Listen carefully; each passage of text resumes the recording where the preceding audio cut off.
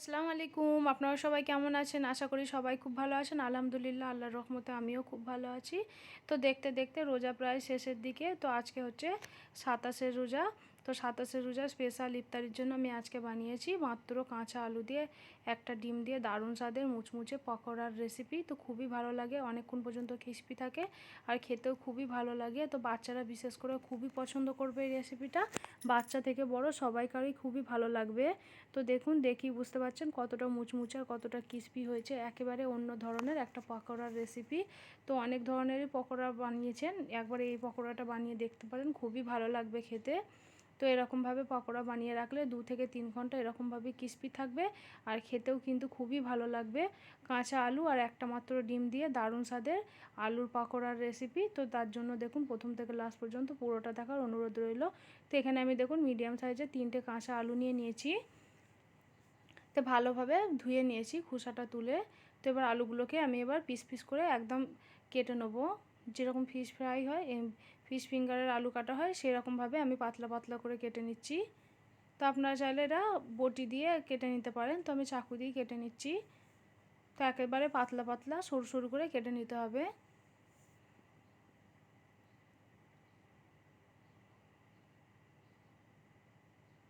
তো খুবই সুন্দর রেসিপিটা, খেতে খুবই ভালো লাগবে। তো দেখুন আমি একদম পাতলা পাতলা করে অর্ধেকটা কেটে নিয়েছি। এবার লম্বা লম্বা করে পিস করে নেব। তো এরকম আলুগুলোকে সব কটা একসাথে আমি ভালোভাবে ধরে নিচ্ছি, দিয়ে এবার ভালোভাবে পিস পিস করে কেটে নেব একদম সরু সরু করে। তো দেখুন একদম সরু সরু করে আমি কেটে নিচ্ছি। তো খুবই সহজে আলুটা দেখুন পিস হয়ে যাচ্ছে। আপনারা চাইলে বটি দিয়েও করে নিতে পারেন।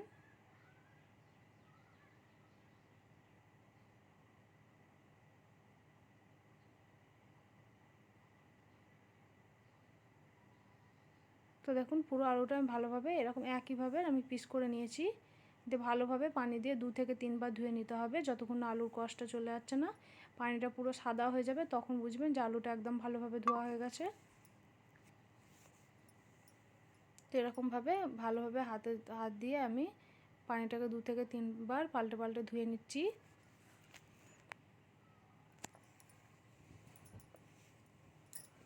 তো দেখুন আমি 2 থেকে 3 বার ধুয়ে নিয়েছি। তো এরকম একটা স্টিলের জালতি নিয়ে নিয়েছি। দিয়ে আলুটা এরকম ভালোভাবে পানিটা চেপে চেপে আমি তুলে দিচ্ছি। ভালোভাবে পানিটা ঝরিয়ে নিতে হবে, নাহলে ক্রিস্পি হবে না। তো পানিটা একদমই শুকনো করে ঝরিয়ে নিতে হবে। তো পানিটা দেখুন আমি একদম ভালোভাবে ধুয়ে নিয়েছি। তো অনেকটাই পানি বার হয়েছে, দেখি বুঝতে পারছেন। তো এবার আমি আলুটা ঢেলে নিচ্ছি একটা বলের মধ্যে। দিয়ে একটা ডিম দিয়ে দিচ্ছি আলুর মধ্যে আমি।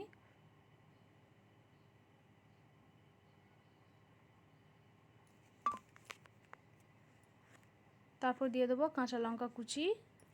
আমি 3টে এখানে কাঁচা লঙ্কা একদম কুচি করে কেটে নিয়েছি। আর দিয়ে দিচ্ছি একটা বড় সাইজের পেঁয়াজ একদম সরু সরু করে কেটে নিয়েছি।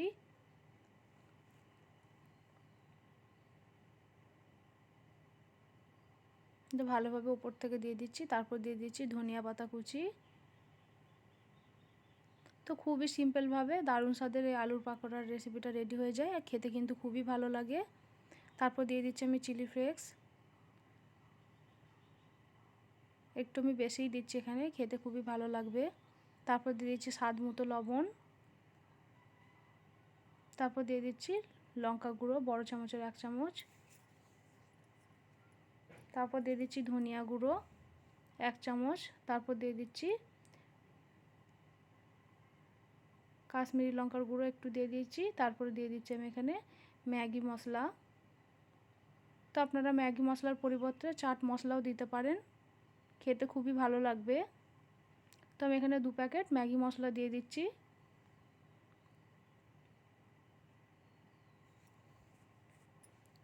দিয়ে দিচ্ছি 1 বাটি কর্নফ্লাওয়ার।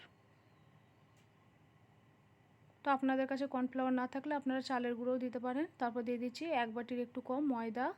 দিয়ে ভালোভাবে মিক্স করে নিচ্ছি।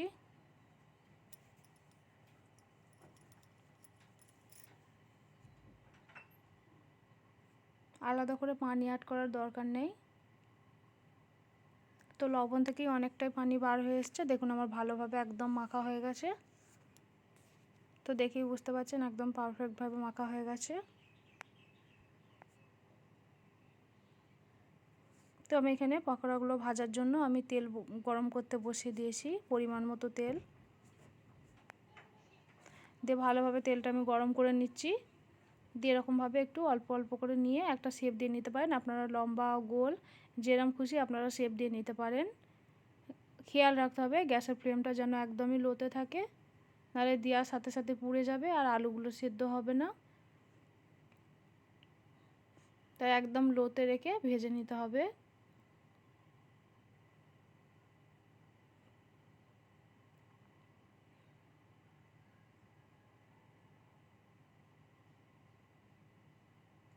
তো দেখুন আমি অল্প অল্প করে নিয়ে আমি দিয়ে দিচ্ছি একইভাবে। তো দেখেই বুঝতে পারছেন কতটা ক্রিস্পি হয়েছে, দেখেই বোঝা যাচ্ছে। খেতেও কিন্তু অনেক মজার ছিল, খুবই ভালো লাগবে, আমার তো খুবই ভালো লেগেছে। আপনারা একবার ট্রাই করে দেখতে পারেন, খুবই সুন্দর লাগবে খেতে। বাচ্চা থেকে বড় সবাই পছন্দ করবে। সন্ধ্যার টিফিনের জন্য একদম পারফেক্ট একটা রেসিপি, ইফতারের জন্য খুবই ভালো লাগবে একটা এই রেসিপিটা।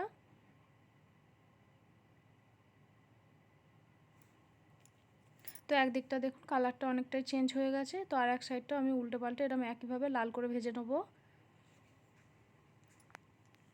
তো এটা বানানো খুবই সহজ, খেতে কিন্তু অনেকই মজার, তো খুবই ভালো লাগবে।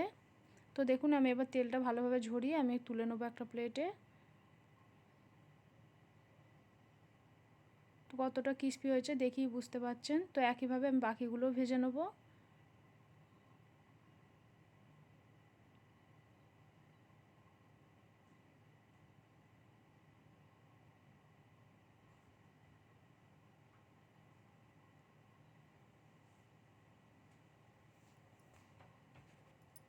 তো একইভাবে আমি এক এক করে ভেজে নিচ্ছি।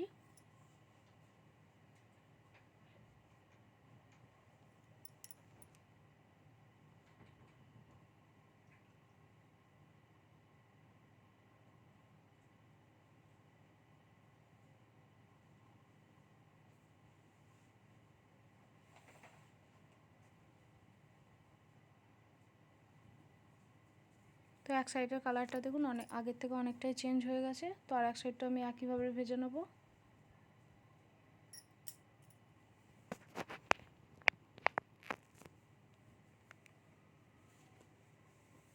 তো দু পিঠটাই আমার ভালোভাবে ভেজে নেওয়া হয়ে গেছে। তো এবার আমি তুলে নেবো একটা প্লেটে।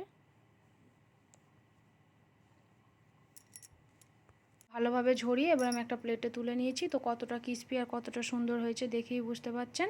তো আপনাদের এই রেসিপিটা আলুর পাকোড়ার রেসিপিটা কেমন লেগেছে অবশ্যই কিন্তু কমেন্ট করবেন, শেয়ার করবেন আর লাইক করতে কিন্তু একদমই ভুলবেন না। তো ভেতরটাও দেখুন মাশাআল্লাহ ভালোভাবে সেদ্ধ হয়ে গেছে, খেতে কিন্তু অনেক মজার ছিল। তো আপনাদের এই রেসিপিটা কেমন লেগেছে অবশ্যই কমেন্ট করবেন, শেয়ার করবেন আর লাইক করতে একদমই ভুলবেন না।